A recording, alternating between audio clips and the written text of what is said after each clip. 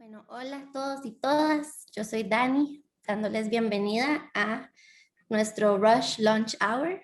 Para los que son su primera vez, los Rush Hours, ahora llamados Lunch Hours, son unos espacios para conectar un poco más, para aprender algo nuevo y para generar conversaciones sobre las cosas que nos importan.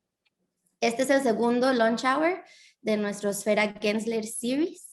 Y hoy nos reunimos Sfera, Gensler y Vida para hablar sobre el diseño regenerativo y su función al crear y fortalecer comunidad.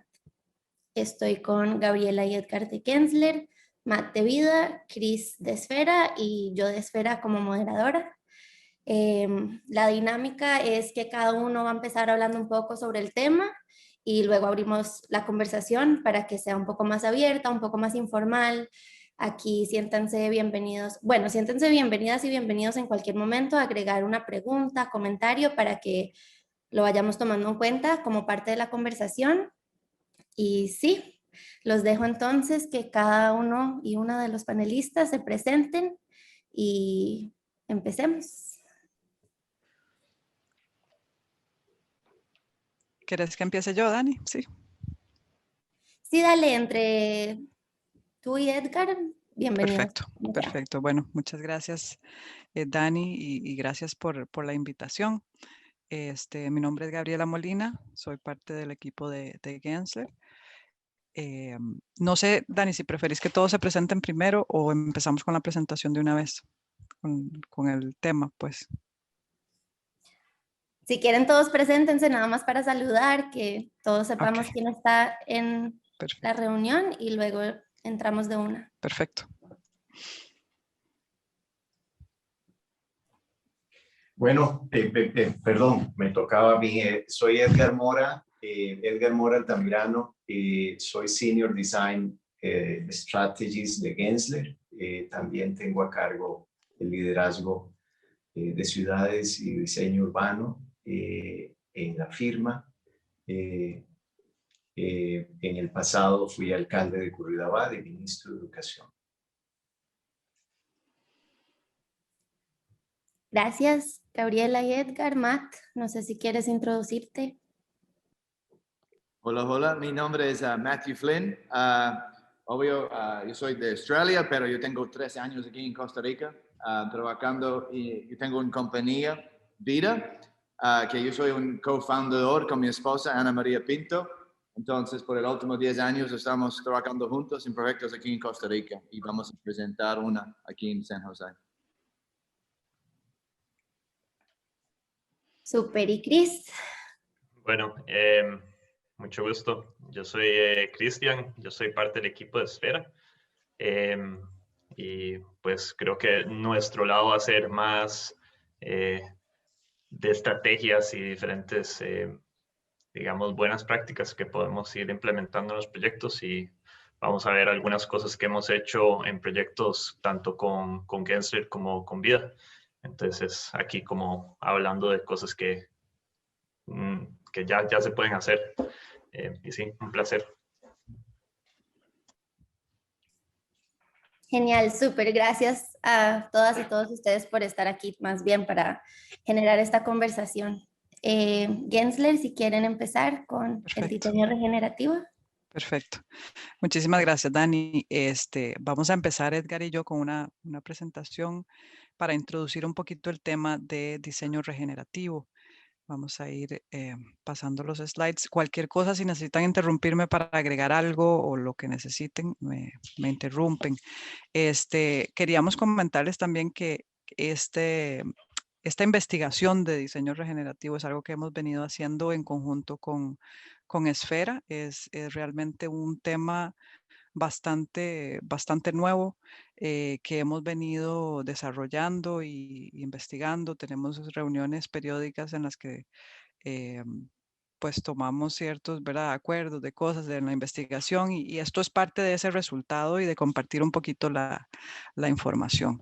Entonces, pues queríamos empezar haciendo una diferencia entre sostenibilidad y diseño regenerativo. La sostenibilidad es pues ese término, ¿verdad? Que es más conocido por el público, mucho más que la regeneración. Entonces queríamos hacer esa comparación para que nos quede un poco más claro. Entonces, cuando pensamos en sostenibilidad, pensamos o se nos vienen a la mente imágenes como, por ejemplo, un edificio con paneles solares o a lo mejor generación de energía eólica o la reutilización de aguas, ¿verdad? Por medio de todos estos sistemas que podemos tener en un edificio. Pero realmente la sostenibilidad lo que nos ayuda es a mantener los sistemas operando, ¿verdad? Para alcanzar un nivel de neutralidad y evitar el consumo desmedido de los recursos. Y de esta manera logramos tener un balance, logramos tener prácticamente lo que logramos es como quedar empatados con el medio ambiente. El proyecto o el desarrollo ya no le hacen daño al medio ambiente natural, pero caemos en el punto en el que si bien estamos en un punto neutral, el proyecto no está aportando nada beneficioso al medio ambiente. Y entonces ahí es cuando nos ponemos a pensar en que si queremos, digamos, que el mundo camine hacia mejorar o que vayamos a pretender algún cambio realmente radical con todas las cosas que están pasando en el planeta, con el cambio climático y todo esto, todos estos temas tan relevantes, la sostenibilidad no es necesariamente ese sistema que nos va a llevar a tener una mejoría, ¿verdad? Significativa. Entonces ahí es cuando entramos a el sistema regenerativo, ¿verdad? Que es esa otra cara de este sistema que es mucho más equitativo, es mucho más resiliente, que los proyectos regenerativos benefician a su entorno, ¿verdad? En el sentido de que nos ayudan a sanar el medio ambiente y a mejorar la calidad del sitio. Entonces, esas serían las diferencias entre sostenibilidad y regeneración. Si miramos este gráfico, podemos ver cómo empezando de abajo hacia arriba, ¿verdad? La práctica convencional, podemos llamarle como las prácticas que utilizamos tradicionalmente para construcción, están en la parte más baja del gráfico porque es ese proceso en el que estamos casi que a un paso, ¿verdad?, de romper las regulaciones porque estamos en el mínimo que nos pide la ley. Cuando vamos subiendo el gráfico, el punto 4, ya empezamos a ver proyectos que podríamos llamar como verdes, donde empezamos a incorporar estrategias a lo mejor pasivas en arquitectura que nos ayudan a tener una mejor relación con el medio ambiente, pero todavía no es ese cambio realmente que necesitamos. En el centro, y como hablábamos anteriormente, en el centro del gráfico estaríamos con la sostenibilidad, que es ese momento en el que quedamos en ese balance con la naturaleza donde estamos empatados. Y subiendo ya hacia la parte positiva del gráfico, ¿verdad? Estamos con el diseño restaurativo, donde las personas empiezan a tener una relación mucho más estrecha con la naturaleza, a tener, ¿verdad?, asistencia de la evolución de los subsistemas en este punto de restaurativo. Y en la parte superior estaría el sistema regenerativo, ¿verdad? Que es cuando ya las personas empiezan a participar mucho más de la mano con la naturaleza y hay una coevolución de todos los sistemas juntos. Edgar, no sé si quisieras agregar algo en este gráfico. Sí, tal vez nada más, si me pidieran hacer un resumen de esto, diría que los modelos regenerativos de diseño nos permiten agregarle valor al planeta y no solo sustraerse. Y eso es posiblemente la tarea pendiente más relevante que tienen las ciudades. Las ciudades han venido siendo diseñadas casualmente a partir de la capacidad de extracción y de explotación que hemos desarrollado los seres humanos. La ciudad es nuestro gran dispositivo, es el diseño más relevante posiblemente que hayamos hecho. Es, por otra parte, el lugar que hemos escogido para activarnos y para desarrollar todos los proyectos es también una plataforma, y en ese sentido es absolutamente necesario que nos volvamos de algún modo hacia otro paradigma y busquemos casualmente, más allá de la sostenibilidad, la posibilidad de generar proyectos que presuponen que somos capaces de actuar, pero actuar en relación a la transformación. La transformación es recuperar nuestra condición de naturaleza. Y estos gráficos y esta explicación nos acercan a esa idea, cómo podemos desarrollar desde una posición no excluyente de la naturaleza, no separada, sino cómo podemos diseñar siendo naturaleza. Claro. Perfecto. Ok. Si nos movemos al siguiente slide, podemos ver parte de lo que veníamos conversando, ¿verdad? Que es el proyecto o un desarrollo tradicional, ¿verdad? Cómo funciona como un diseño centrípeto en el que el proyecto estaría en el centro y ese proyecto absorbe todo de su entorno y no da, ¿verdad? Hacia el medio ambiente que tiene a su alrededor. Y por el contrario, como un proyecto regenerativo es un proyecto mucho más poroso, es un proyecto abierto a su entorno, es un proyecto que no solo aprovecha los recursos, sino que también devuelve a ese entorno inmediato que tiene. En este gráfico, esto es parte, como les comentaba, de la investigación que hemos venido haciendo, y cuando comentábamos de esas esferas de impacto que una comunidad regenerativa debe tener como, digamos, como ingredientes principales, lo empezábamos a hablar como si fueran capas, ¿verdad? Entonces comentábamos de las capas y de cómo estarían conformadas, y surgió todo este tema de la cebolla, como ese gráfico que nos explica de manera muy, muy rápida y simple cómo funciona. Entonces, en estas esferas de impacto, los que estarían en el centro del gráfico son los individuos, ¿verdad? Nosotros como los generadores de todo el resto de las capas, envolviendo al individuo, y por medio de su interacción saldría la comunidad. Después, envolviendo la comunidad y a los individuos, estaría la cultura, ¿verdad? Que sería de todas las actividades que se empiezan a formar en este centro que desarrollan esa cultura. La economía, que también parte de todas las interacciones interiores, y el medio ambiente como esa capa final que nos envuelve y es quien, ¿verdad? Quien se encarga de proveernos esos sitios para que todos estos proyectos terminen surgiendo. Yo diría que aquí es importante, Gabriela, Sí. eliminar la idea de que en el centro de todo está el individuo. En realidad, si el individuo ocupa una posición en la que está rodeada de la comunidad, de la cultura, la economía, el medio ambiente, es decir, de su contexto, Sí. la única razón por la que el individuo está cubierto de todo esto es para poder trasladar energías propias hacia ahí, Claro. y no al revés, ¿verdad? No se trata de una posición en la que, no se trata más Sí. de una posición en la que el ser humano es el único que está ocupando el centro de Por todo. supuesto. Sí, totalmente, totalmente. Perfecto.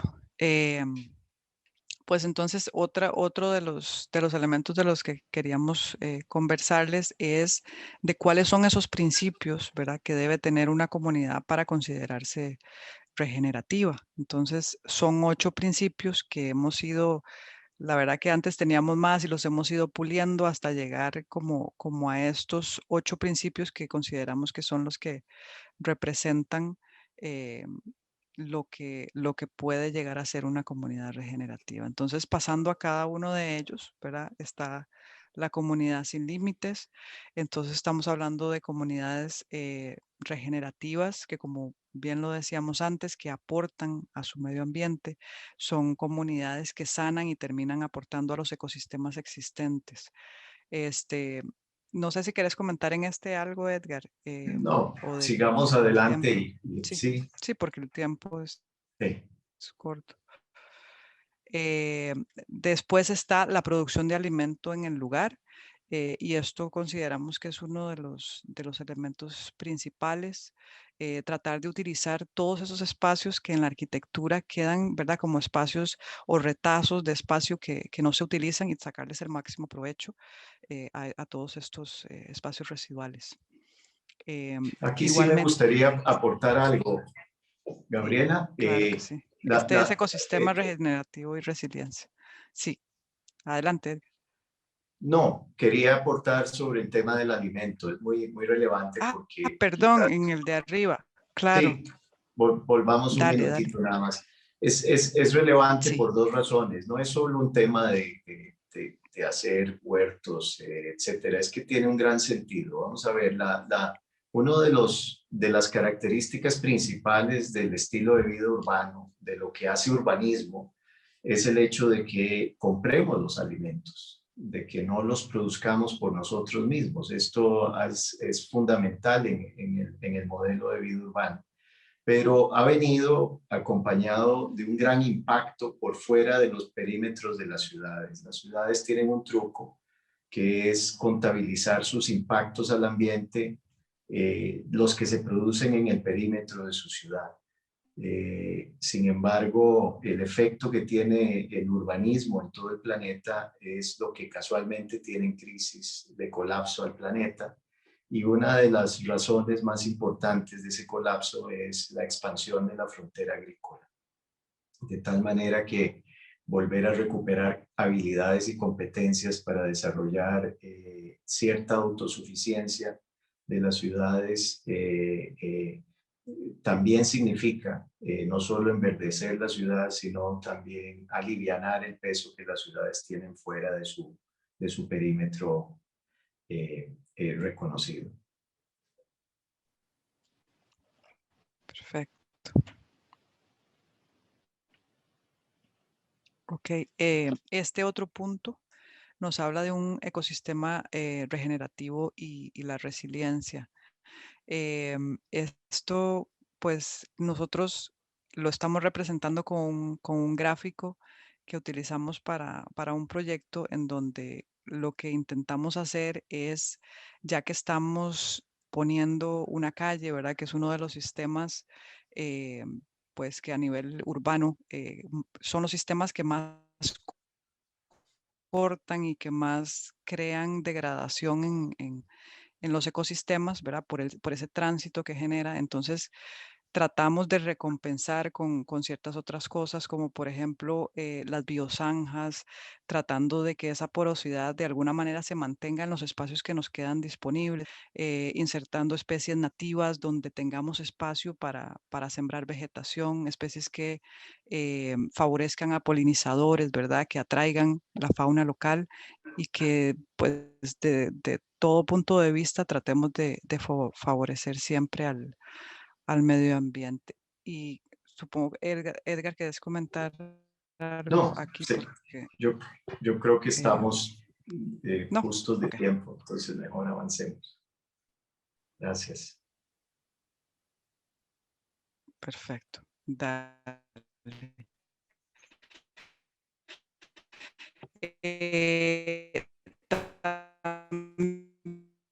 También otro de los puntos vientos, eh, radiación solar y todo este tipo de tecnologías, muchos elementos de la arquitectura antes de que sea construida para que cuando esta arquitectura llegue a estar en su sitio, pues, responda de la mejor manera a todos esos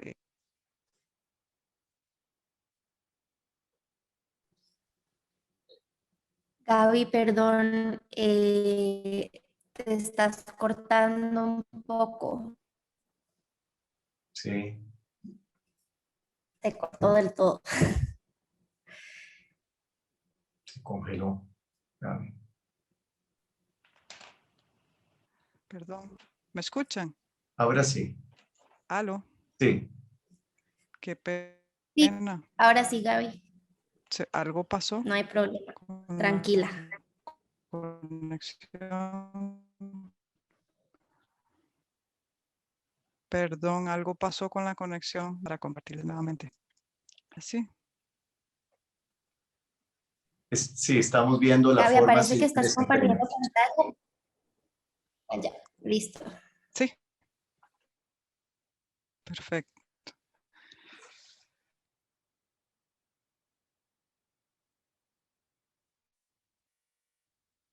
Eh, Dice, seguimos teniendo problemas de... bueno, no sé en qué parte habrá quedado. Sí, Gaby, te habías cortado. Aló. seguís teniendo problemas de conexión, creo. ¿Me escuchás? Sí, soy yo.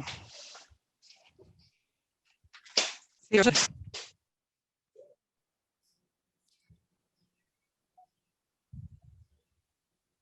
Edgar o María Laura, no sé si ustedes tienen acceso a Sí. la presentación para ir compartiendo la pantalla y que Gaby se nos una cuando se le mejore la conexión. Vamos ¿Vos la a ver. tenés, Edgar? Si no, la Y la podés proyectar vos y yo mientras Gaby regresa, a ver. yo puedo. Aló. ¿Me escuchan? Hola Gaby. Qué pena. Sí. Me tuve que pasar No, a otro no lugar te porque parece que preocupes. estaba mal el internet ahí. Sí. Ya les estoy compartiendo pantalla, no sé si la pueden ver. Sí, la podemos ver, pero tendrías que devolverte una, creo. Perfecto, sí, en esta. Sí, Perfecto. adelante. Sí, seguí. Nada, les comentaba que esto era la manera en la que podemos, digamos, definir o establecer el desempeño de un edificio, pues antes de que sea construido por medio de herramientas tecnológicas, ¿verdad? Por medio de softwares en los que analizamos vientos, radiación solar, un montón de factores que al final van a definir el desempeño de este edificio cuando sea construido. Siguiendo a la siguiente, esta nos habla de una comunidad abierta. Entonces, Edgar, yo creo que esta vos querías comentarla.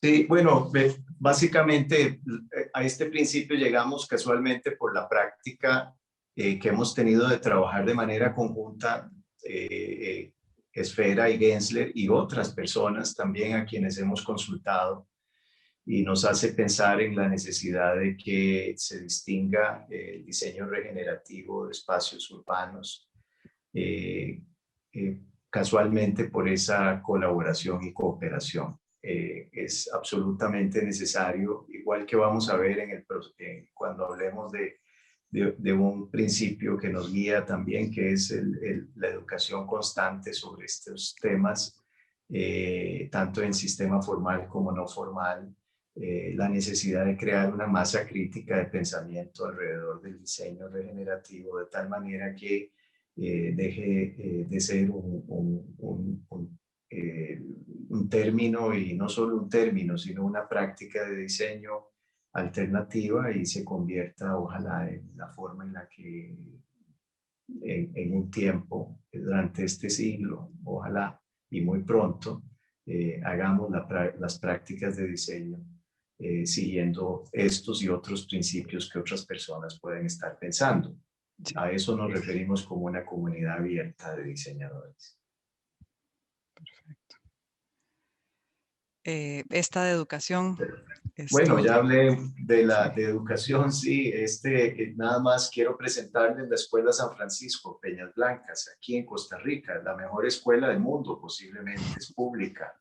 Está a 10 minutos de La Fortuna, todavía en el cantón de San Ramón. Aquí los niños son dueños a través de una cooperativa de 1 hectárea que han convertido en el aula más grande del país. Esas banderas que ustedes ven ahí es porque los niños aprenden geometría trabajando en la huerta y haciendo actividades productivas. Ellos venden el producto excedente en la Feria de la Fortuna, tienen esta cooperativa, es decir, ellos son diseñadores regenerativos sin lugar a dudas y la forma en la que lo hacen es viendo su espacio y la configuración, la escala y el ritmo, que es lo que determina la posibilidad del diseño a través de los ojos de la naturaleza, de distintas manifestaciones de la naturaleza. Perfecto. Este otro principio nos habla de los edificios como recursos, ¿verdad? Y es parte de lo que hablábamos anteriormente, de cómo un edificio puede ayudarnos en toda la parte de generación de energía, del manejo de aguas residuales y de reutilizar muchas de las cosas que nosotros mismos producimos para el propio beneficio del edificio. Este ejemplo es de Surf Simply, que es un hotel que se hizo en Nosara, a cargo de Gensler y Esfera. Se hizo ya hace un par de años y es un proyecto súper exitoso en términos de sostenibilidad.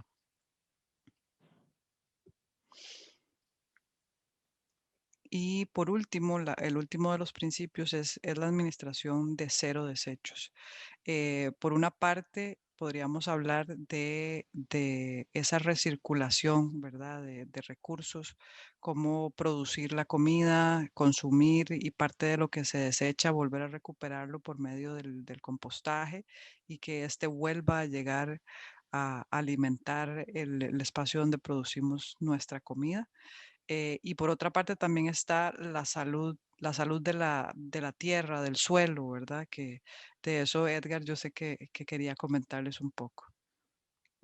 Sí, fundamentalmente porque la regeneración tiene que ver con este factor fundamental que es proteger al planeta, defenderlo y contraatacar todos los factores que le están llevando a un colapso. Y la pérdida de capacidad del suelo en términos del lugar donde los gases deberían de estar guardados, el carbono, por ejemplo.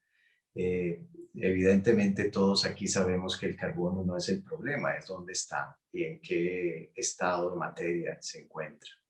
De tal manera que fijarse dentro de todo el proceso de diseño regenerativo, la meta muy concreta de recuperar suelo, de hacer crecer el suelo con todo lo difícil que es uno de esos resultados que si uno lo pone por allá en un determinado momento del desarrollo de un proyecto, considerando que el diseño también tiene ritmo y que en algún momento hay que llegar ahí, seguramente entonces todas las demás piezas de diseño se van a acomodar hacia ese resultado.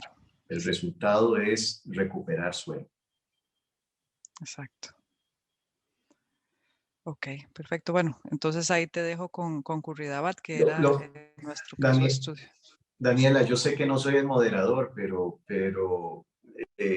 quiero preguntarte a vos si vale la pena que siga con este caso, porque por la hora me parece que podría ser que cambiemos un poco la dinámica y escuchemos a los demás compañeros, pero eso te lo dejo a vos porque es un tema de tiempo y de moderación. Nada más quiero ser buen participante y preguntar. Muchas gracias, Edgar. Sí, de fijo, la idea es que todos podamos hablar y entre todos nos podamos escuchar. A mí personalmente me encantaría saber de Curridabat. No sé si lo que quieren es tal vez se lo pasamos a Matt, luego a Chris de Esfera y luego volvemos a cerrar con Curridabat. Perfecto, muy bien, claro que sí. Okay, Sí, muy excelente. bien. Gabriela, mil gracias por esa introducción al diseño ustedes. regenerativo. A ustedes. Siento que esos 8 pilares que han estado trabajando realmente abarca un montón de diferentes detalles y sistemas que uno los ve por separado, pero realmente van más en conjunto de lo que parece. Vamos a ver qué trae Matt para contarnos.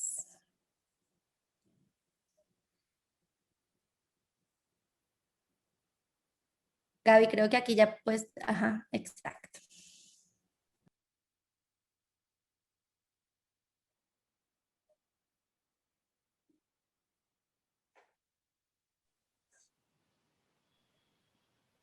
Hola. Entonces, ¿se puede ver mi pantalla? Sí. Sí. Entonces, ok, voy a presentar un plan maestro que hacemos en San José.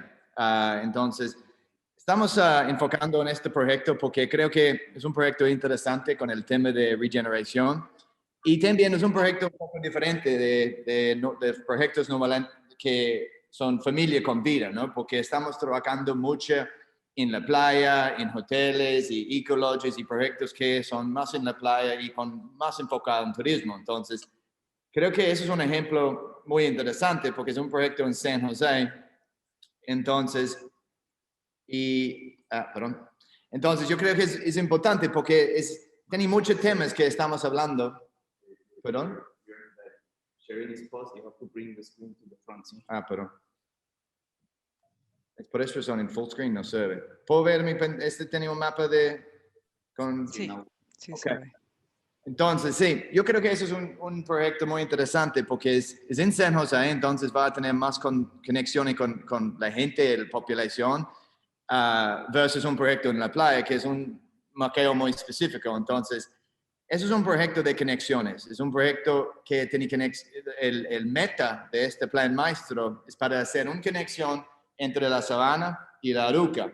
Y estamos enfocando en esta propiedad acá, que es, y cuando estás llegando en avión a San José, se puede ver esta propiedad. Es una propiedad grande, es una de las últimas propiedades verdes en la ciudad. Entonces, por esa razón, yo creo que es muy interesante la oportunidad por el tema de conexiones entre la sabana y la Aruca y para hacer algo muy poroso. También es interesante porque el río Torres, y ustedes saben, ustedes tienen toda su vida aquí, es un río que cruza la ciudad en muchos lugares, pero después de 10 o 12 años viviendo aquí en San José, yo no tenía mucho contacto con este río. Y es impresionante porque es un río muy lindo y muy con cataratas y todo, pero es un río con muchos problemas con polución, erosión, estabilidad de los taludes y todo. Entonces, es algo muy importante.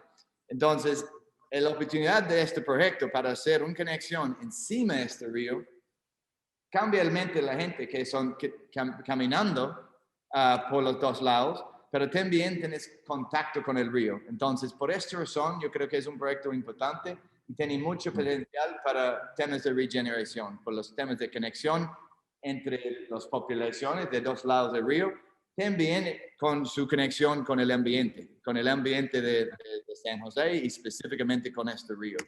Entonces, para saber un poco el proceso de nosotros, el equipo de nosotros quiere trabajar de un punto de vista de deep understanding del sitio.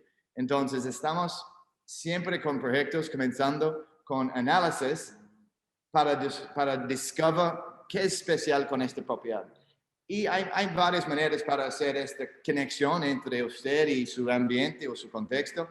Obvio, estudiando mapas y haciendo análisis así. Y este análisis que hacemos son con capas, como el ejemplo de Gensler, que son capas de taludes, capas de estabilidad, capas de vegetación existente. Hacemos todas estas capas encima de la otra para hacer un plan que indica qué son las áreas más usables en una propiedad por el tema de accesibilidad, para el tema de conexiones y todo este tema. Entonces, también hacemos este tipo de análisis que es como un Opportunities and Constraints Plan, y la razón que hacemos este plan y eso es antes que estamos mirando la propiedad por qué se puede hacer, qué es la mejor visión para este proyecto. Este proceso es para parar y sentar y a ver qué es una propiedad, qué son las características especiales aquí y qué son las cosas que necesita respetar, amplificar, trabajar con los sistemas para hacer una solución integral. Me explico. Entonces, todo este proceso es antes estamos hablando qué es el proyecto, me explico. Estamos hablando solo qué es el sitio, qué es el contexto y qué es el problema enfrente de nosotros. Entonces, también un parte del proceso de vida es para hacer metaphysical analysis y ese es muy práctico. Aquí estamos hablando de cosas prácticas. Por el metafísico estamos hablando qué es el sentido del sitio, cómo sientas cuando estás en el sitio, qué es el look and feel, el smell. Y cuando estás mirando un sitio con sus six senses, estás mirando el mundo en una manera diferente. Entonces, creo que ese es el primer paso para hacer una conexión entre usted y la naturaleza y para pensar diferente en un sitio. No solo una oportunidad para desarrollo, es una oportunidad para hacer algo diferente también. Entonces, vamos a hacer un resumen muy rápido de este proyecto. Entonces, esa es parte del diseño. Un parte de la infraestructura crítica es para hacer un puente colgante encima del río Torres. La cosa interesante aquí, este no es un puente cerrado, este es todo poroso y toda la gente puede usar este puente de cruzar el parque, cruzar el proyecto. No vamos a tener como guadas y botones y todo.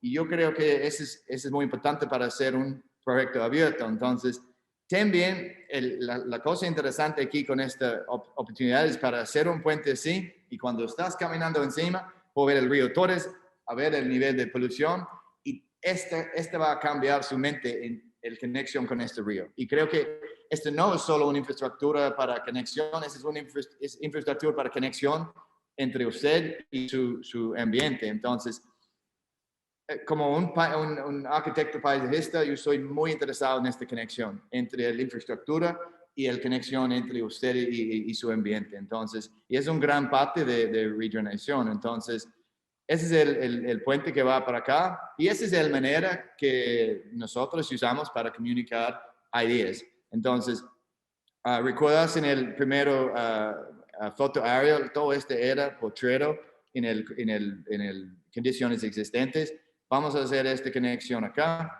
Vamos a hacer como un programa de reforestación y entre los árboles existentes y el bosque que vamos a hacer, vamos a integrar modelos de oficinas, residencial, áreas comerciales, parques, fuentes interactivas y mixed use, áreas que necesites como lavanderías, cafés, tiendas y todas estas experiencias que se necesita día al día cuando estás caminando entre este lado y este lado.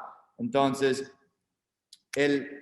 y como usted sabe, el conflicto que existe entre carros y gente paternales cuando estás caminando es un gran conflicto, porque estamos hablando de expectativas diferentes y escalas diferentes. Entonces, en este proyecto estamos pensando, planeando para poner todo el parqueo abajo, así, para hacer una oportunidad para tener un gran área que puede ser una serie de plazas interconectados con gradas y tiendas y todo. Entonces, esa es la cosa que es interesante aquí, es un proyecto de una escala grande. El impacto que esto va a tener como entre un lado y el otro es un impacto grande y la idea este es todo abierto para caminar sin checkpoints. Vamos a tener seguridad involucrado en el proceso, pero no es un botón, nada cerrado y vamos a hacer algo que la gente puede usar día al día y regresar en los fines de semana para disfrutar como plazas con fuentes y áreas comerciales. Es un área muy mixed use. Entonces, esta es una parte del concepto para usar esta como banca o talud en el río Torres y usando inversión privada para hacer una facilidad que es público, ¿no? Es privado, pero es público. Esa es una escala de algo que se puede hacer un picnic, disfrutar su almuerzo. También se puede usarla para hacer un evento especial, un evento privado.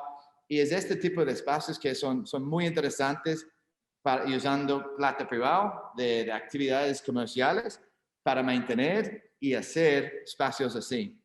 Entonces, y estos son ejemplos de escala, y estos son los árboles existentes que se puede ver allá, y la idea es para hacer modelos de edificios entre los árboles existentes, y estamos hablando de hacer como áreas de play, áreas de skating, y esos son amenities muy atractivos para gente que tiene niños o trabajar en las oficinas.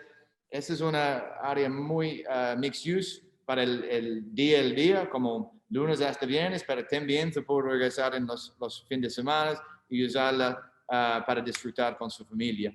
Y también esas es como las amenidades que estamos pensando para integrar en el accesos patronales y el rutas patronales. Pero yo creo que esta amenidad aquí, un parque que se puede hacer eventos, conciertos, reuniones de comunidad con los gradas y el vista al Pico Blanco, creo que este tipo de escala es muy interesante y tiene mucho impacto en una comunidad para compartir este espacio en frente del río. Entonces, esos son ejemplos. Es un resumen muy rápido, pero creo que es un proyecto que estamos muy emocionados con el dirección, un poco diferente de otros proyectos de nosotros, pero gracias por su tiempo y vamos a esperar para preguntas después.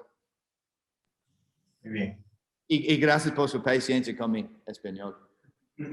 Matt, más bien muchas gracias. Gracias por hacer el esfuerzo de hablar en español. Lo hiciste muy bien, se entendió espectacularmente, así que gracias a ti. Y por la presentación también, el idea y el concepto de un trabajo que está en desarrollo. Así que gracias por dejarnos ver un poco de eso.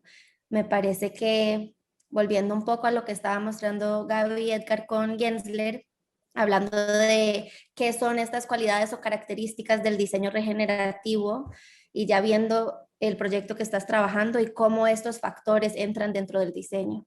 Entonces, cada vez una visión un poco más completa de lo que es el diseño regenerativo. Así que muchas gracias. Les recuerdo a todas las personas que están viendo que pueden dejar preguntas o comentarios, ya sea en el chat a los panelistas o con la opción de Q&A, de pregunta y respuesta. Ahí vamos a estar pendientes para involucrarlos en la conversación después.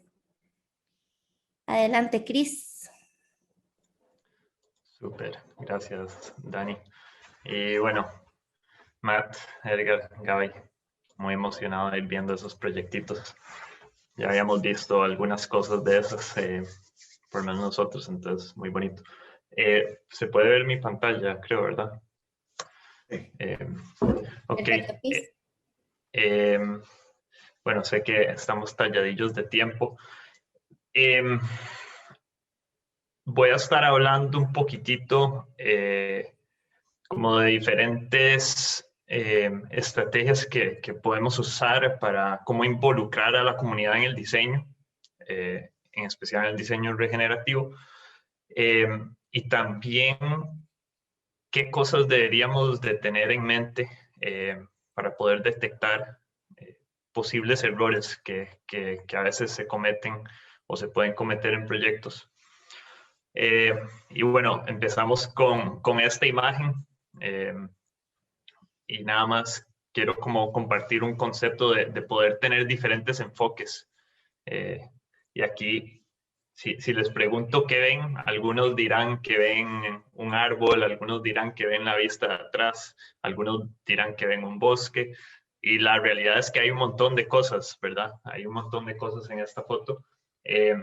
Y tener la posibilidad de detectar esas diferentes escalas creo que va a ser una de las cosas importantes para entender cómo un proyecto encaja bien con la comunidad o si es que incluso tal vez no debería de estar ahí, ¿verdad? No todos los proyectos se tienen que hacer. Creo que ya Gensler dio una muy buena digamos, pincelada de cómo nosotros vemos el diseño regenerativo. De hecho, hemos estado trabajando un montón con ellos en esa parte. Entonces, no va a tomar mucho tiempo aquí, pero sí quería agregar un tema importante, que antes la sostenibilidad se veía como los 3 pilares de lo ambiental, lo social y de lo económico, que es lo que tenemos aquí arriba. Pero para que realmente sea sostenible, realmente necesita un poquitito más, y lo que se necesita son las 3 R's que le llaman ahora, y es resiliencia, responsabilidad y regenerativo. Y es, sí, estar viendo los 3 pilares de arriba, pero con un enfoque a estar cumpliendo también las 3 R's. Entonces, que sea sostenible en los diferentes pilares, pero que también sea resiliente, responsable y regenerativo.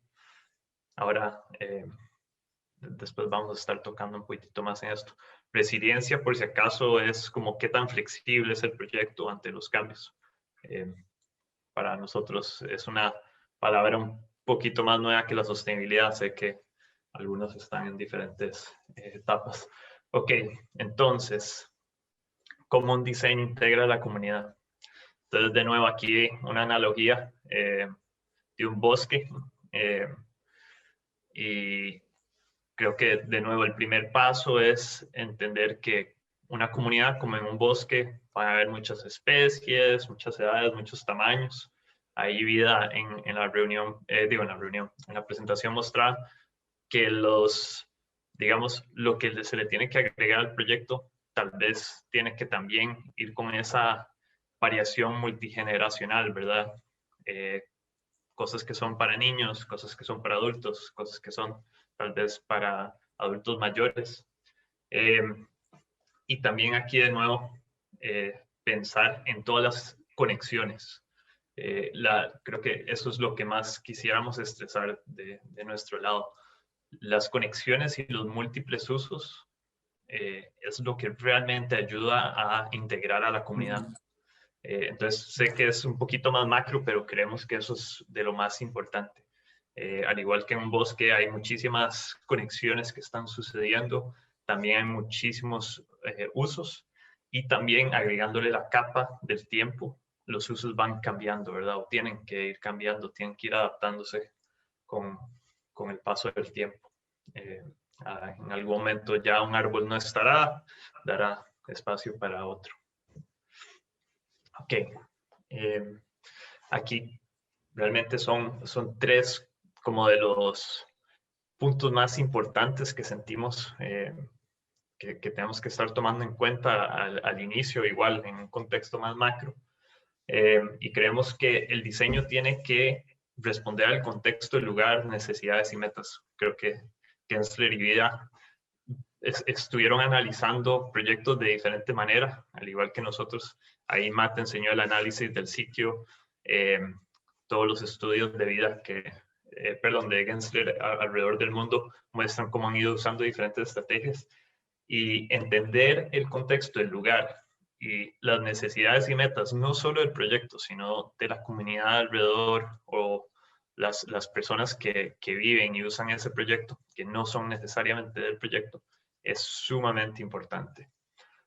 Y aquí es donde creemos que tenemos que enfocarnos en buscar esas conexiones, entender qué necesidades hay externas, qué cosas podríamos aportar desde un lugar de abundancia de parte del proyecto, sea espacio adicional, sea tal vez dinero en algunos casos, sea agua en exceso, energía en exceso, y tratar de encontrar cómo se podrían conectar.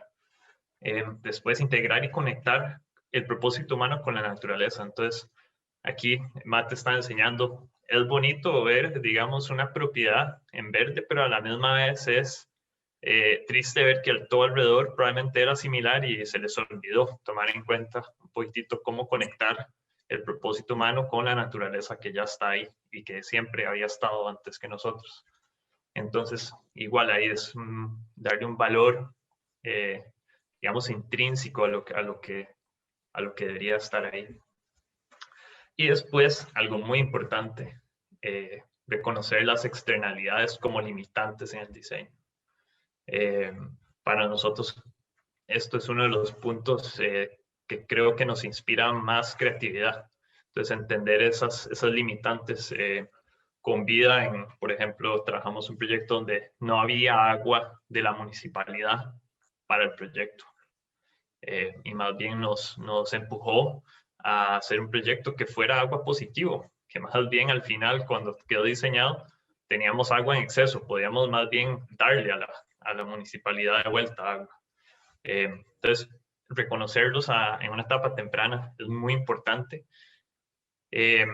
y creo que es de lo que probablemente evita que se cometan los errores más graves, ¿verdad? En permacultura se habla de errores tipo 1, errores que son catastróficos, que una vez que se comete ese error, ya no hay manera de corregir, o que es muy difícil corregirlo, ¿verdad? Entonces, entender esas externalidades es de lo más importante. Ok, aquí tal vez un punto que igual ya hemos tocado es que un proyecto regenerativo tiene que ser de y para la comunidad y sociedad. Ahora, que está mostrando el gráfico de la cebolla, ¿verdad? Y es el individuo en el centro trabajando para esa comunidad que lo envuelve. Y nosotros lo vemos así también. Para que realmente sea regenerativo, no puede ser aislado. Tiene que estar funcionando para la comunidad, tiene que tener eso como objetivo final.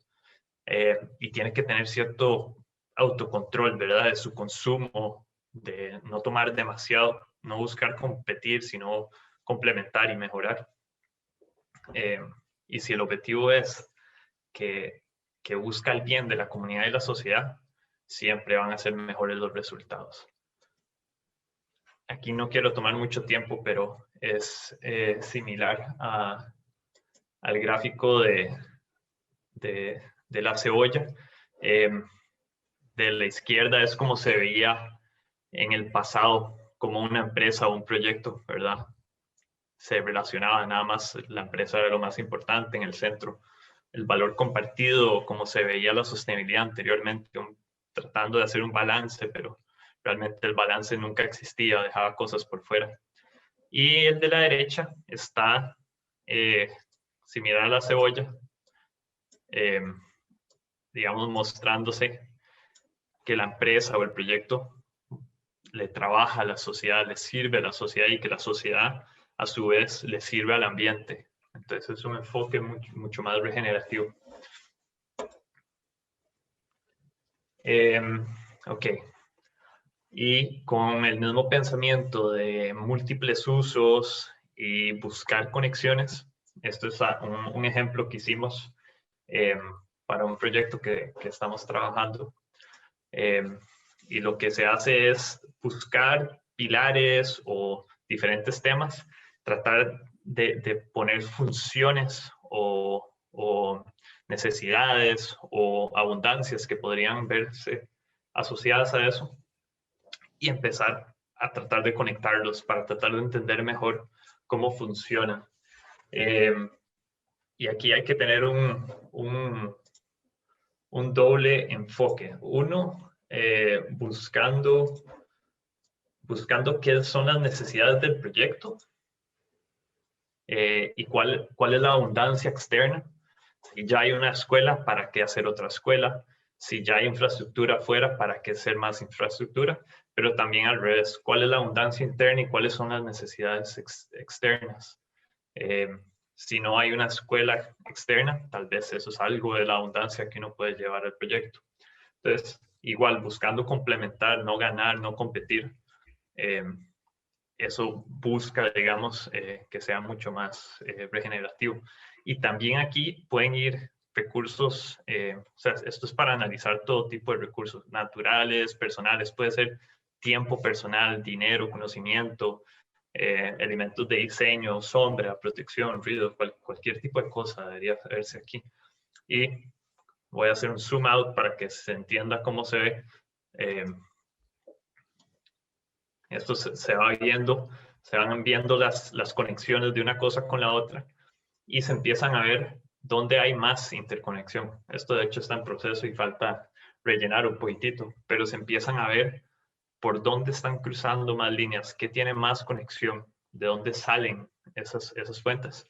Y eso lo que nos lleva es a poder analizar ya un proyecto. Aquí están los planos constructivos que hicimos. Mentira. Esto es un pequeño esquema que me ayudó a hacer Danny Meckler. Y quiero enseñar algo, es aprovechar la abundancia de un lugar al otro. Entonces aquí hicimos, de hecho sí está basado en un diseño que hicimos con Vida, y es que juguemos con la diversidad, ¿verdad? Juguemos algunas casas en un proyecto que estábamos haciendo, les pegaba más sol. Genial, aprovechemos esa casa para poner paneles solares. Las que les pega menos sol son menos eficientes. Otras están mejor posicionadas para tal vez crecer comida.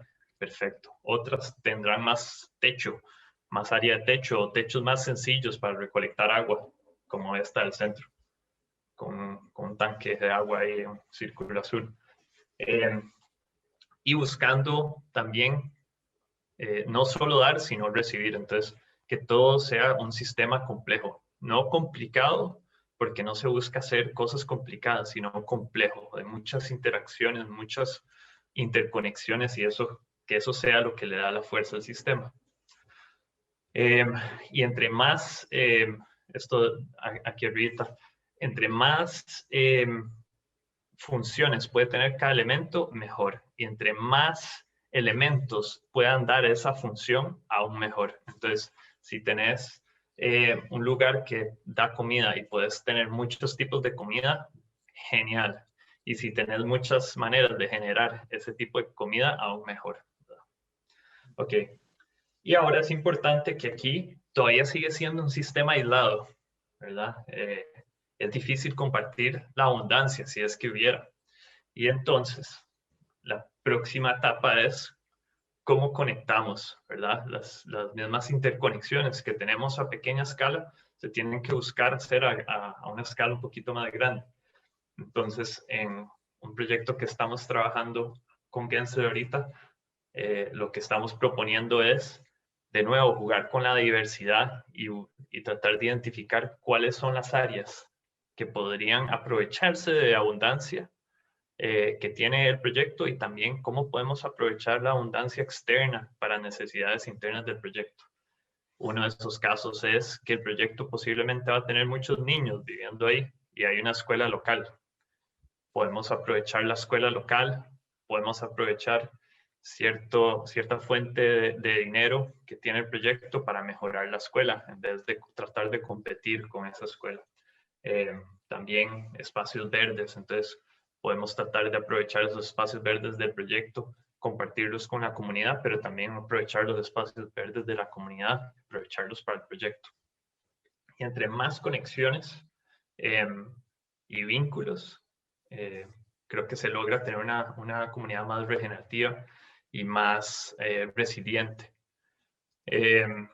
Y pues sí, creo que ese es el punto final, la interconexión y los múltiples usos es lo que nosotros creemos que logra integrar a la comunidad.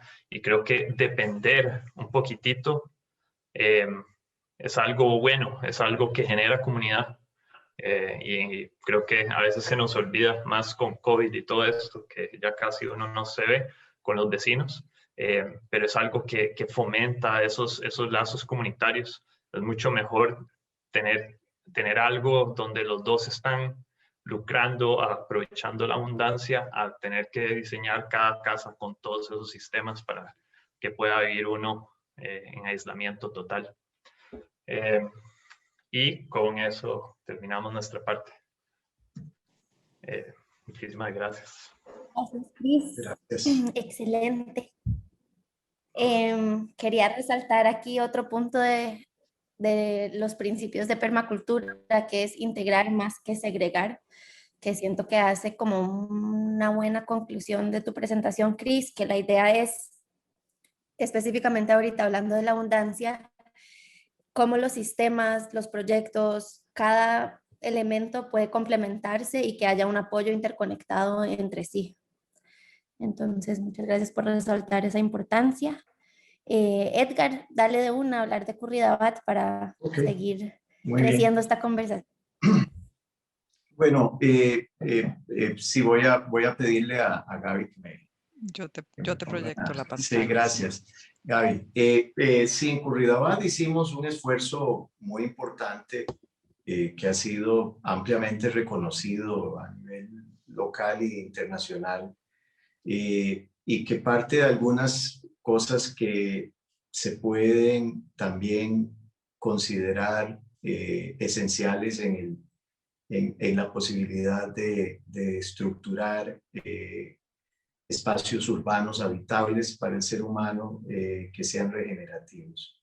Habría que también tener en cuenta que en América Latina la mayoría de las ciudades ya están construidas, no se construye, no es un subcontinente en el que se construyan nuevas ciudades con frecuencia y es un subcontinente que definió sus centros urbanos desde muy temprano, inspirados en regulaciones reales emitidas desde España, con mucha precisión y quizás ahora pensando en esos errores tipo 1 que mencionó ahora Cristian, que es una conceptualización que tomamos prestada de la permacultura, uno podría decir que quizás ese patrón de desarrollo urbano tiene implicados unos errores tipo 1, quizás 2 fundamentales que generan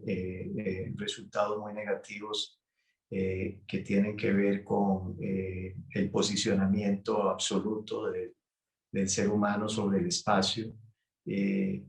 Ahora decía Matt que él descubrió el río Torres y tal vez una de las razones por las que no lo haya descubierto antes es porque casualmente es un río que se utiliza como cloaca y se utiliza de ese modo porque así fue diseñado que se utilizara desde hace 500 años. La ley de Indias dice textualmente que el río será usado para sacar las inmundicias de la ciudad y eso lo seguimos haciendo 500 años después, lo cual significa que el diseño, cuando implica errores de esa magnitud, tiene efectos muy perdurables. Ese es un posible error esencial y el otro error esencial es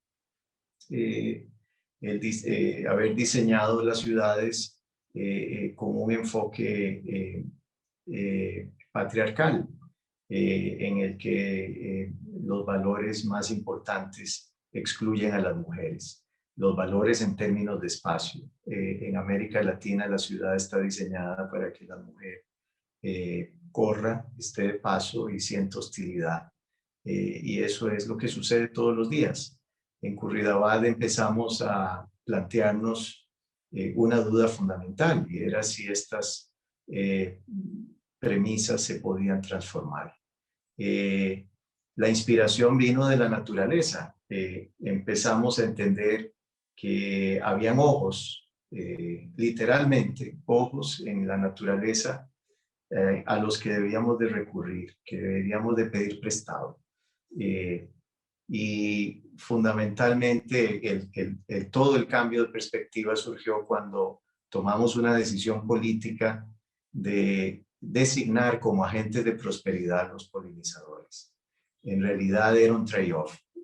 Queríamos designarlos como agentes de prosperidad de manera formal y política, como dije, pero para que nos prestaran sus ojos y poder diseñar desde ellos lo que después hemos reclamado, que es el rediseño de una ciudad de esa escala en América Latina, a partir de entender que en el centro del diseño no solo deberían estar los seres humanos, en el centro quiero decir en la preocupación central del diseño, sino que en la preocupación central del diseño ese espacio deberíamos de compartirlo con otros seres y también con otros elementos inanimados de la naturaleza. Siguiendo entonces configuración, Siguiendo entonces la manera en la que la naturaleza diseña, que es fundamentalmente dándole configuración, escala y ritmo a las cosas que la naturaleza ha diseñado para trasladar y distribuir energías. Entonces, decidimos en su momento trabajar desde los ojos de la abeja y nos preguntamos, bueno, ¿cómo se ve esta ciudad desde los ojos de la abeja y qué beneficios podríamos tener para el diseño si incorporamos las conclusiones de lo que veamos desde los ojos de la abeja? En ese sentido, surgió muy rápidamente una metáfora importante, que es el aporte que el polinizador hace al planeta. Cuando uno observa un colibrí, como hago yo todos los días, porque tengo el beneficio de compartir mi casa con uno que se llama Frankie. El Frankie viene todos los días y me muestra su arte, su capacidad, su precisión de cálculo, su belleza, su capacidad de consumir y absorber energía constantemente. Y si yo le preguntara a Frankie, como a veces lo hago, qué es lo que él está haciendo, él podría decir algo que yo no puedo decir, que ninguno de nosotros puede decir, que es: yo estoy aportándole y agregándole valor al planeta todos los días, todas las horas, todos los minutos de mi vida. Y también podría decirme como lo ha hecho y por qué usted no aprende a hacer lo mismo. ¿Y cómo aprendo yo a hacer lo mismo? Si yo veo el diseño de mi ciudad y desde ahí no aprendo a hacer lo mismo. Entonces esta gran pregunta emergió: ¿cómo hace una ciudad en el siglo XXI para agregarle valor al planeta en vez de quitarse? Y esto fue lo que inspiró el proceso de rediseño de la ciudad a partir de lo que se ha dado a conocer como Ciudad Dulce. Decidimos trabajar teniendo en cuenta 6 dimensiones, una de las cuales nos era muy discreta porque en esa estábamos nosotros, ahora les voy a decir, pero esas dimensiones nos dieron claridad sobre los layers, vamos a decir, que debíamos de afectar las capas de una ciudad. Rebanamos la ciudad poniendo en la base de ella la biodiversidad. Y ahora sí, si uno pone la biodiversidad en la base de la ciudad, ¿qué tan distinta sería la ciudad si hubiese hecho eso desde el principio en vez de haber puesto la infraestructura como base de la ciudad? La biodiversidad es la verdadera infraestructura de un espacio diseñado por nosotros. Ese debería ser un principio importante. A partir de ahí trabajamos otras dimensiones como la infraestructura, el hábitat, la convivencia, la productividad, que nos volvía a plantear la pregunta que ya hice: cómo agregarle valor al planeta en vez de quitárselo. Y la dimensión discreta, porque estábamos ahí en ese momento, tiene que ver con la gobernanza. Las cosas tienen su gobierno y también el diseño de las cosas debe de incluir el diseño de su gobernanza. Para poder impactar cada una de esas dimensiones, lo que hicimos fue trabajar con fundamento en experiencias. Tal vez te devolves 2, es la que sigue. ¿Y las experiencias de quién o de quiénes? Esa es la pregunta. Más bien la anterior, Gaby, por favor. Esta. Y tomamos la decisión muy valiente de aquí sí plantearnos frontalmente y de manera también abierta y transparente, como puede suceder en un gobierno local donde todo tiene que estar expuesto. Fuimos a la comunidad y dijimos: bueno, a partir de ahora vamos a diseñar nuestros procesos y nuestras intervenciones para mejorar las experiencias de otros y otras cosas que no somos nosotros, los seres humanos. Entonces surgieron muchas experiencias que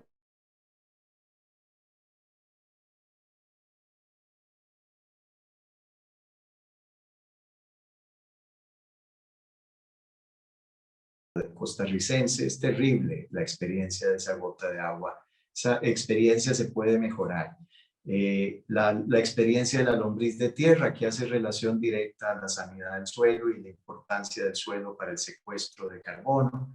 La experiencia del colibrí, que nos invita a pensar en corredores de polinización por todos lados, que le da utilidad al espacio privado, utilidad pública, utilidad esencial al espacio privado, porque cada jardín se puede convertir en un parque de juego para los colibríes, en un lugar para alimentarse. En fin, el colibrí no ve propiedad pública diferente a la propiedad privada, lo que ve es calidad en el territorio.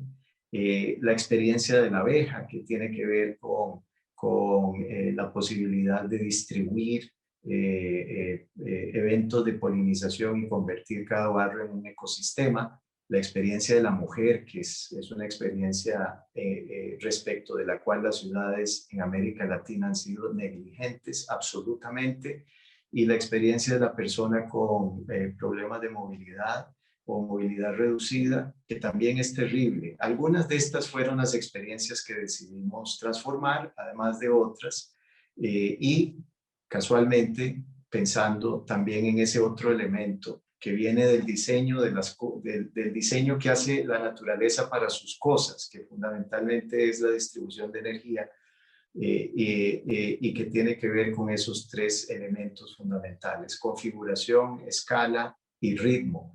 Y entonces pensamos en la escala, en qué escalas vamos a trabajar.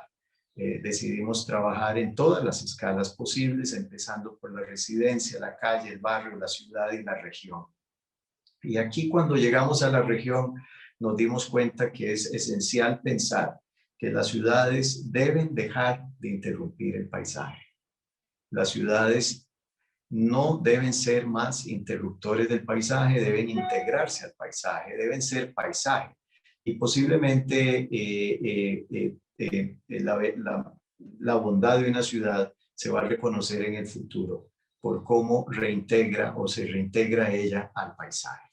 Esta escala regional es fundamental para pensar en estas comunidades sin límites, borderless, abiertas, donde lo que se aporta desde cada una de las unidades construidas es más que lo que se recibe. Como les dije, y pueden intuir, la guía de todo este planteamiento que hicimos fue pensar en planes de potenciación de estas experiencias. Por ejemplo, entonces surgieron muchas soluciones de diseño y de proyectos basadas en lo que podríamos llamar soluciones basadas en las abejas. Esta solución basada en las abejas, uno puede decir, bueno, pero ¿cómo me informo yo de estas soluciones basadas en las abejas? Bueno, utilizando técnica, ciencia, tecnología, pero también elementos vernáculos que son relevantes para el diseño, como la capacidad narrativa de los diseñadores. Ahí logramos entonces una mezcla entre información, datos, pero también una recuperación absoluta de la capacidad de narrar la experiencia que queríamos transformar. En las experiencias de las abejas, si se les estudia bien, uno puede determinar dónde hay espacios de mejora, y donde hay espacios de mejora hay una información básica de lo que se puede potenciar. Yo también represento a un proyecto muy interesante, The World Bee Project, que utiliza Internet de las Cosas y la nube de Oracle para poder analizar el lenguaje de las abejas y determinar la salud de las abejas desde lo que ellas mismas dicen sobre su salud. Y estas son integraciones de la naturaleza, del espacio construido urbano y de la tecnología, que pueden favorecer mucho el diseño de lo regenerativo. Finalmente, estas son las dimensiones que les mencioné al principio. Parece que empecé al revés la presentación, y ya pasé por aquí, y creo que es la última. Así que les agradezco mucho la atención. Gracias, Edgar. Yo estoy muy emocionada. Tengo muchos comentarios y preguntas, pero me gustaría abrirlo al público de una vez. bueno, antes que nada, gracias a todas las panelistas, todos los panelistas por presentar, por compartir qué es lo que piensan, en qué es lo que están trabajando, dónde están viendo áreas de mejora, en qué se están tratando. Me parece muy importante para hacer esas reflexiones en nuestra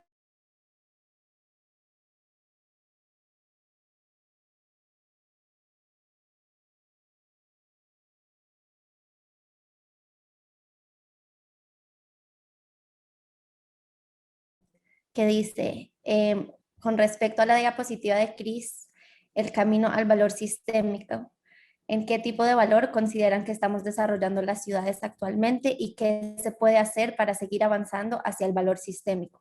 O sea, ¿cómo se despierta el interés en el valor sistémico?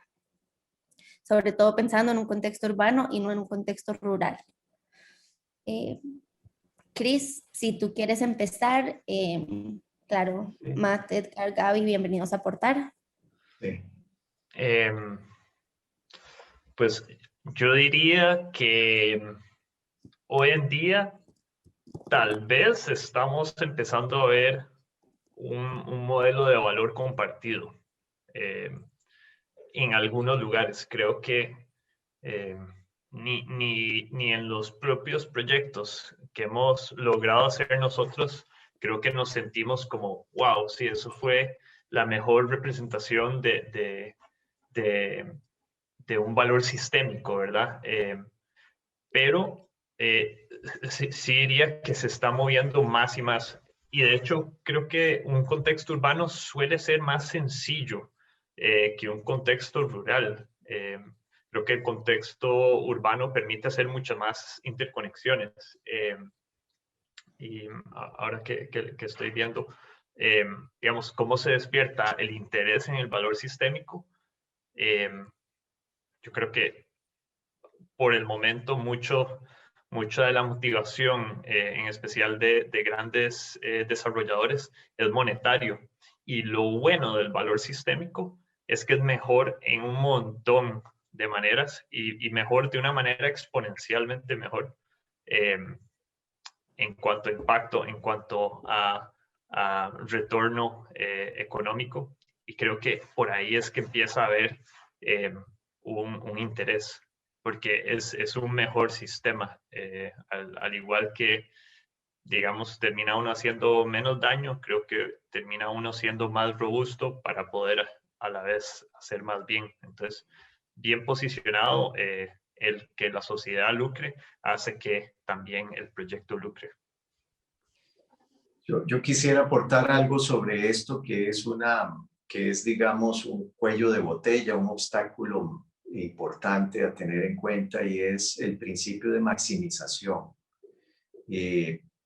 La naturaleza no maximiza. Esto es muy relevante. Si uno sigue adelante en su observación del diseño de la naturaleza, uno se da cuenta que entonces este valor sistémico casualmente recupera esa autolimitación que la naturaleza tiene hacia la maximización. Los demás modelos se han basado en la maximización. De algún modo aquí opera algo que en Curridabat descubrimos en algún momento del proceso, y es el valor del mínimo suficiente versus el problema del máximo posible. Eso respecto del diseño y de la utilización de los recursos que te da el espacio y el lugar, el territorio, debe ser tenido en cuenta si uno quiere ir evolucionando hacia un valor sistémico. Sí, y tal vez, Edgar, hay algo que hemos conversado también es esta como fricción de la resiliencia y la eficiencia, ¿verdad? O sea, como de que mucho de lo que se ve hoy en día es eficiencia, esto como similar como tal vez como la maximización, y que a veces ser lo más eficiente posible es contraproducente al tratar de ser lo más resiliente posible. Por ejemplo, un ejemplo de cómo se ve ese conflicto es en la urgencia de que el diseño represente el final de un proceso sin tener en cuenta el ritmo natural de la evolución del terreno, por ejemplo. Entonces, es cuando se recurre a especies exóticas, a un montón de soluciones artificiales que después no van a generar, o al exceso de uso de infraestructura que después no van a generar la posibilidad de un espacio regenerado.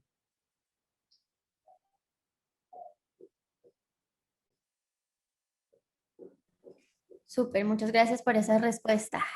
Voy a poner, aquí hay otra que dice, ¿qué sugerencias o ejemplos nos pueden compartir para gestionar con los gobiernos locales, promover propuestas en conjunto para integrar a los planes reguladores de las comunidades el diseño regenerativo? Además, para que la empresa privada, por ejemplo, las empresas turísticas, asuman su rol en el desarrollo de las comunidades y la responsabilidad de reducir el impacto de la industria.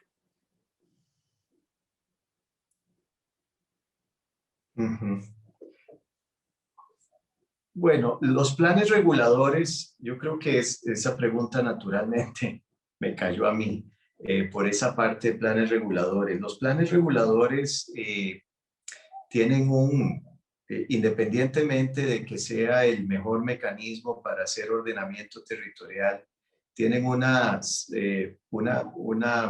capacidad de hacerse realidad y que hay que tener en cuenta. Una vez que un cantón asume un plan regulador, es muy probable que 20 años después luzca como el plan regulador dijo que iba a lucir, tanto si eso está bien o está mal. Por lo tanto, los planes reguladores deben ser articulados con mucho cuidado y con mucha participación de muchas partes. Y ahí, entonces, casualmente, por ese peso que tiene como predictor de lo que va a ser el desarrollo de un cantón, debería de integrar valores regenerativos. Desde catálogos de especies, por ejemplo, generando un reglamento municipal para promover el uso de una variedad genética apropiada para el lugar, como por ejemplo la experiencia de la gota de agua, es decir, que las soluciones no sean solo el drenaje, sino también la percolación, la retención, la reutilización del agua. Si todo esto fuera parte de los planes reguladores, posiblemente tendríamos una mejor perspectiva de regeneración de los cantones. El otro elemento digamos, que es conflictivo, es que la regeneración es muy probable que no sea posible en un espacio acotado. Es decir, que las barreras administrativas de un cantón no deberían ser barreras duras, reales, porque los elementos fundamentales de la regeneración no respetan esas barreras, como el agua, el suelo, por ejemplo, o los gases. De tal manera que la alianza entre cantones es también fundamental. Sobre la otra parte de la pregunta del desarrollo de empresas turísticas, diría que hay un vicio que nace diría yo, en la apropiación absoluta de ese terreno y la idea de que ese proyecto debe verse como una pieza aislada de todo el resto de desarrollos alrededor. Es decir, esto de ir de lote en lote no es una gran ayuda para la regeneración. Son como fronteras cada vez más a escala un poco más pequeña que un concepto estructurado por nuestra sociedad. Algo que tú dijiste, Edgar, en tu presentación fue hablar de los colibrís, como ellos no ven que es un espacio público para ellos, que es un espacio privado. Creo que también se ve hasta a nivel mundial con el coronavirus, que no, esas fronteras que nosotros mismos levantamos no siempre benefician el diseño regenerativo. Mata, y veo que levantaste la mano, dale. Sí, solo una observación con el tema de planes reguladores y toda esta conversación. Y estamos involucrados en varios proyectos en la playa y tocando varias partes del país y estamos estudiando los planes reguladores que existen. Y es más una observación de nada. Costa Rica tiene una visión muy clara para el turismo y para el naturaleza y para el parques nacionales, pero el visión para de áreas de settlement o las áreas de pueblos, las varias ciudades, yo no veo o sentir, después de 13 años trabajando aquí, hay una visión clara. Me explico. Entonces, para Nusar o Santa Teresa o playa, cualquier playa, me explico, Tamarindo. Entonces, en mi opinión, y eso es solo una opinión, que falta aquí es involucrar planes con experiencias y ver ejemplos en otros países. Y no para copiar no es un cut and paste, para estudiar otros ejemplos en otros países del Nuevo Mundo como New Zealand o Australia o otros países en Europa, pequeños y democratic, y a ver qué son las soluciones en este país, porque estas soluciones son solving estos problemas en otros lugares, pero creo que estamos trabajando un poco sin visión aquí, me explico. Entonces, y eso es solo mi perspectiva, porque estamos trabajando mucho con propiedades privadas, pero yo creo que es más una conversación de nada.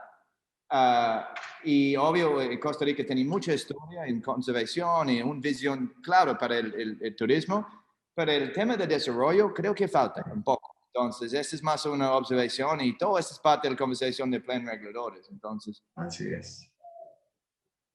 ¿Qué parece? No, a mí me parece que tenés razón, porque si te das cuenta, Matt, y seguro te has dado cuenta, la configuración del settlement es totalmente rudimentaria. La segregación de los lotes ha sido a partir de la existencia de una calle que genera lotes a un lado y al otro de la calle. Es decir, la calle es la que habilita la notificación y no necesariamente el diseño de una configuración urbana. Exacto. Entonces, digamos, el mecanismo de segregación de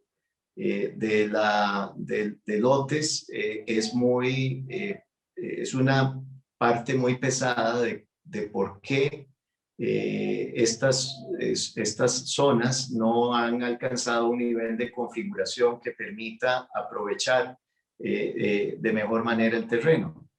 Entonces, ha sido difícil que las municipalidades comprendan la importancia de generar núcleos previamente configurados. Hay dos ejemplos que me parecen relevantes. En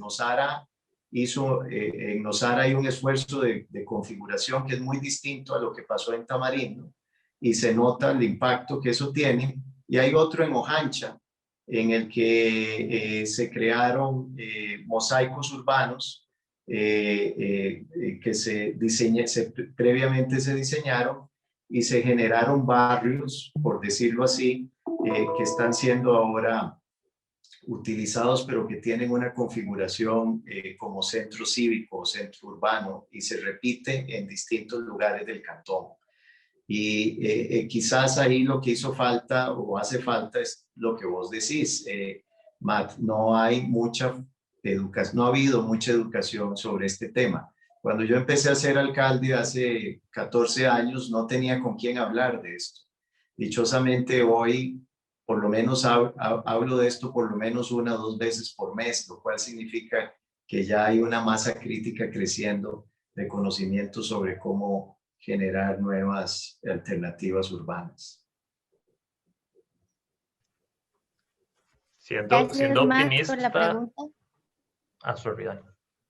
Yo nada más quería Dale, decir algo. Sí, Sí, sorry, que a mí me emociona un montón, más bien, y es, o sea, como está diciendo Edgar, el plan regulador tiene esta visión exponencial, ¿verdad? Bien hecho, mal resultado, bien hecho, posiblemente un buen resultado, y algo, digamos, bonito que pudimos hacer en Esfera fue, digamos, estar en el proceso inicial de los planes reguladores para Nosara y meter cosas que nosotros sabemos que hacen sentido, que son baratas, tienen buen retorno de inversión, son buenos para el ambiente, son buenos para la sociedad, etc.